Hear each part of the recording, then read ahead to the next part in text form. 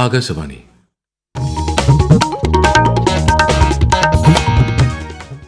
നമസ്കാരം. പ്രാദേശിക വാർത്തകൾ വായിക്കുന്നത് സുധിൻ സൈനുദ്ദീൻ.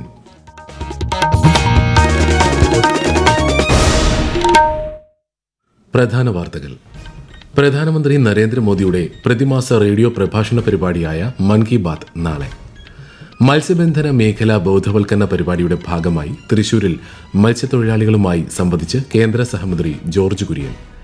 വിനോദസഞ്ചാര മേഖലയിൽ വൻ കുതിപ്പ് ലക്ഷ്യമിട്ടുള്ള പദ്ധതികളാണ് സർക്കാർ നടപ്പാക്കി വരുന്നതെന്ന് ധനമന്ത്രി കെ.എൻ. ബാലഗോപാൽ. ശബരിമല സ്വർണ്ണപ്പാളി ക്രമക്കേട് കേസിൽ ജസ്റ്റിസ് കെ.ടി. ശങ്കരന്റെ നേതൃത്വത്തിലുള്ള പ്രത്യേക അന്വേഷണ സംഘം ആറന്മുള സ്ട്രോങ് റൂമിൽ പരിശോധന ആരംഭിച്ചു. സംസ്ഥാനത്ത് എല്ലാ ജില്ലകളിലും ശക്തമായ മഴ തുടരുമെന്ന് കേന്ദ്ര കാലാവസ്ഥാ വകുപ്പ്. കേരള, കർണാടക, ലക്ഷദ്വീപ് തീരങ്ങളിൽ ഇന്നും നാളെയും മത്സ്യബന്ധനത്തിന് വിലക്ക്. നെയ്യാർ ഡാം പ്രദേശവാസികൾക്ക് ജാഗ്രതാ നിർദ്ദേശം. സംസ്ഥാന സ്കൂൾ കായികമേളയിൽ തിരുവനന്തപുരം ജില്ല മുന്നേറ്റം തുടരുന്നു. വാർത്തകൾ വിശദമായി. പ്രതിമാസ റേഡിയോ പ്രഭാഷണ പരിപാടിയായ മൻ കി ബാത്തിലൂടെ പ്രധാനമന്ത്രി നരേന്ദ്രമോദി നാളെ രാവിലെ 11 മണിക്ക് ജനങ്ങളുമായി ആശയങ്ങൾ പങ്കുവയ്ക്കും. പരിപാടിയുടെ 127ാം പതിപ്പാണിത്.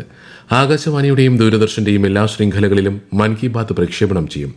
ഹിന്ദി പ്രക്ഷേപണം കഴിഞ്ഞ ഉടൻ തന്നെ പ്രാദേശിക ഭാഷകളിൽ മൻ കി ബാത്ത് കേൾക്കാം.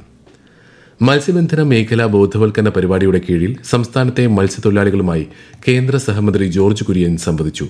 തൃശൂർ ജില്ലയിലെ നാട്ടികയിലുള്ള കൊടിയമ്പുഴ ദേവസ്വം ഹാളിൽ രാവിലെ നടന്ന ജനസമ്പർക്ക പരിപാടിയെ അദ്ദേഹം അഭിസംബോധന ചെയ്തു. കേന്ദ്ര സർക്കാരും സംസ്ഥാനവും ഏകോപിപ്പിച്ചുള്ള പ്രവർത്തനത്തിലൂടെ കേരളത്തിൽ മത്സ്യബന്ധന മേഖലയിൽ നിരവധി പദ്ധതികൾ നടപ്പാക്കാനായതായി കേന്ദ്ര സഹമന്ത്രി പറഞ്ഞു. കേരളത്തിൽ ഈ മേഖലയിൽ പൂർണ്ണമായിട്ടുള്ള സഹകരണമാണ്. അതിൻ്റെ അകത്ത് യാതൊരുവിധ അഭിപ്രായ വ്യത്യാസവുമില്ല.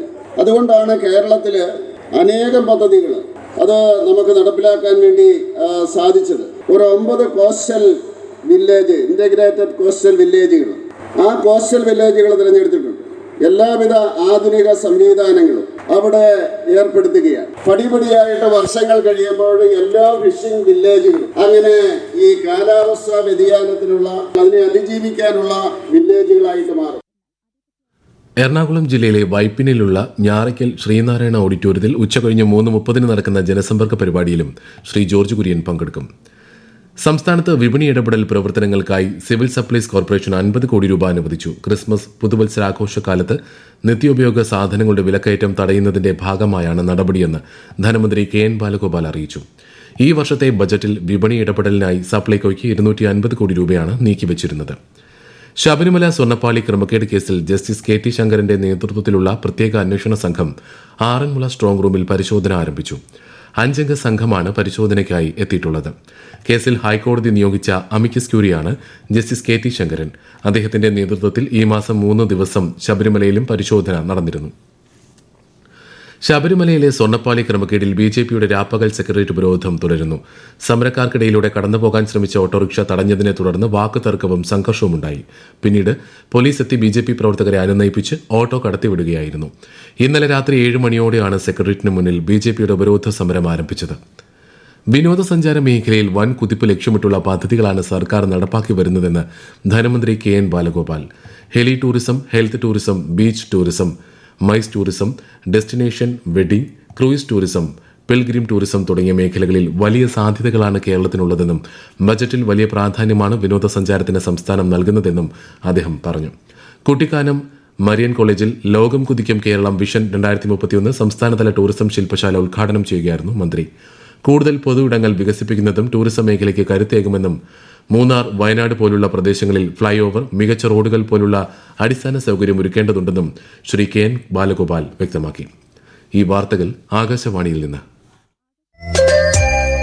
ആകാശവാണി വാർത്തകളും വാർത്താ അധിഷ്ഠിത പരിപാടികളും All India Radio news Thiruvananthapuram YouTube ചാനലിലും All India Radio news Thiruvananthapuram Facebook പേജിലും AIR ന്യൂസ് _തിരുവനന്തപുരം ഇൻസ്റ്റഗ്രാം അക്കൌണ്ടിലും AIR ന്യൂസ് _TVM എക്സ് ഹാൻഡിലും ലഭ്യമാണ്.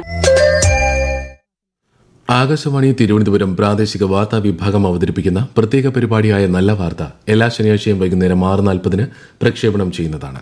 ഇന്ന് 6:30 പ്രാദേശിക വാർത്തകൾക്ക് ശേഷം നല്ല വാർത്ത കേൾക്കാവുന്നതാണ്. സംസ്ഥാനത്ത് ശക്തമായ മഴയും കാറ്റും തുടരുമെന്ന് കേന്ദ്ര കാലാവസ്ഥാ വകുപ്പ്. തെക്കൻ ജില്ലകളിൽ പുലർച്ചെ കനത്ത മഴ അനുഭവപ്പെട്ടു. കണ്ണൂർ, കാസർഗോഡ് ജില്ലകളിൽ മഞ്ഞ ജാഗ്രതാ നിർദ്ദേശം നൽകിയിട്ടുണ്ട്. മോശം കാലാവസ്ഥ കണക്കിലെടുത്ത് കേരള തീരത്ത് ഇന്നും നാളെയും, ലക്ഷദ്വീപ്, കർണാടക തീരങ്ങളിൽ ഈ മാസം 28 വരെയും മത്സ്യബന്ധനത്തിന് വിലക്കേർപ്പെടുത്തി. കനത്ത മഴയെ തുടർന്ന് ജലനിരപ്പ് ഉയർന്ന സാഹചര്യത്തിൽ നെയ്യാർ ഡാമിന്റെ 4 ഷട്ടറുകളും ഉയർത്തി.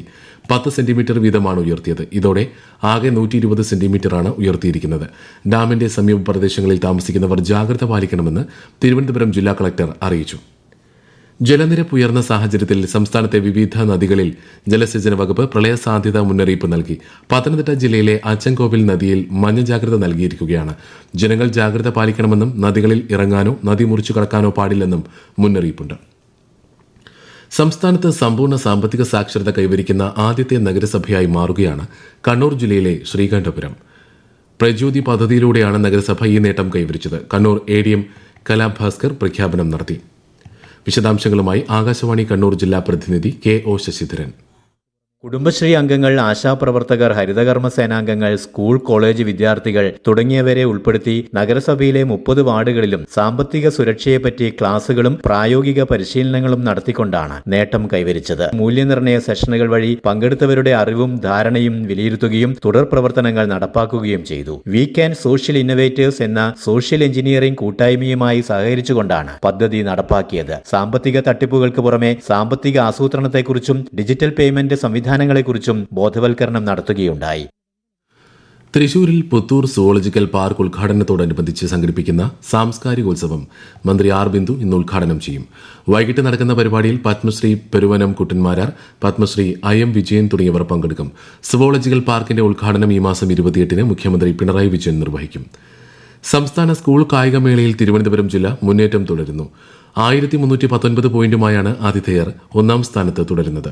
കൂടുതൽ വിവരങ്ങളുമായി ആകാശവാണി തിരുവനന്തപുരം ജില്ലാ പ്രതിനിധി രജു കോലിക്കോട്. സംസ്ഥാന സ്കൂൾ കായികമേള 4ാം ദിനത്തിലേക്ക് കടക്കുമ്പോൾ 150 സ്വർണം, 107 വെള്ളി, 127 വെങ്കലം എന്നിവ നേടി മറ്റു ജില്ലകളെ പിന്നിലാക്കി ബഹുദൂരം മുന്നിലാണ് ആതിഥേയരായ തിരുവനന്തപുരം. 602 പോയിന്റുമായി തൃശൂർ രണ്ടാമതും 544 പോയിന്റുമായി പാലക്കാട് മൂന്നാമതുമാണ്. ഗെയിംസിലും നീന്തലിലും തിരുവനന്തപുരമാണ് മുന്നിൽ. അത്ലറ്റിക്സിൽ 41 ഇനങ്ങൾ പൂർത്തിയായപ്പോൾ 116 പോയിന്റോടെ പാലക്കാടാണ് ഒന്നാമത്. അത്ലറ്റിക്സിൽ സ്കൂളുകളിൽ മുണ്ടൂർ HS ആണ് ഒന്നാമത്. അതേസമയം മേളയിൽ നീന്തൽ മത്സരങ്ങൾ ഇന്ന് അവസാനിക്കും. ഓസ്ട്രേലിയക്കെതിരായ ഏകദിന ക്രിക്കറ്റ് പരമ്പരയിലെ അവസാന മത്സരത്തിൽ ഇന്ത്യയ്ക്ക് 237 റൺ വിജയലക്ഷ്യം. ടോസ് നേടി ബാറ്റിംഗിനിറങ്ങിയ ഓസ്ട്രേലിയ 20 ബോൾ ബാക്കി നിൽക്കെ 236 റൺസിൽ എല്ലാവരും പുറത്തായി. ആലപ്പുഴ കളക്ടറേറ്റ് ജംഗ്ഷന് സമീപമുള്ള കയർഫെഡിന്റെ ഷോറൂമിന് തീപിടിച്ചു. രാവിലെ 9 മണിയോടെ പുക ഉയർന്നതോടെയാണ് ജീവനക്കാർ അറിഞ്ഞത്. ചകിരി, റബ്ബർ ചകിരി ചവിട്ടികൾ തുടങ്ങിയവ നിറഞ്ഞിരുന്ന ഗോഡൌണിലാണ് തീപിടിച്ചത്. ഇടുക്കി രാമക്കൽമേട് ഹരിത ഊർജ്ജ ഇടനാഴി പദ്ധതിയുമായി ബന്ധപ്പെട്ട് ഉയർന്ന ആശങ്കകൾ പരിഹരിക്കുമെന്ന് മന്ത്രി റോഷി അഗസ്റ്റിൻ. ജില്ലാ കളക്ടറിന്റെ അധ്യക്ഷതയിൽ KSEB അധികൃതരുമായും ആക്ഷൻ കൌൺസിൽ അംഗങ്ങളുമായും നടത്തിയ ചർച്ചയിലാണ് തീരുമാനം. കുത്തുങ്കൽ നെടുങ്കണ്ടം 110 kV വൈദ്യുത ലൈനിന്റെ അലൈൻമെന്റ് സംബന്ധിച്ച പൂർണ്ണ വിവരങ്ങൾ ഒരാഴ്ചയ്ക്കകം സ്ഥലമുടമകൾക്ക് കൈമാറാൻ യോഗത്തിൽ ധാരണയായി. കണ്ണൂർ മാലൂരിനടുത്ത് തോലംപ്രയിൽ പുലിയെ പിടികൂടുന്നതിന് വനംവകുപ്പ് കൂട് സ്ഥാപിച്ചു. കഴിഞ്ഞ ദിവസം പ്രദേശവാസി ജോസിന്റെ വളർത്തുനായയെ കൊന്നത് പുലിയാണെന്ന് വ്യക്തമായ സാഹചര്യത്തിലാണ് ഇന്നലെ രാത്രി കൂട് സ്ഥാപിച്ചത്. വനംവകുപ്പ് സ്ഥാപിച്ച നിരീക്ഷണ ക്യാമറയിൽ പുലിയുടെ ദൃശ്യം കണ്ടെത്തിയിരുന്നു. ജനങ്ങൾ ജാഗ്രത പാലിക്കണമെന്ന് വനംവകുപ്പ് അറിയിച്ചു.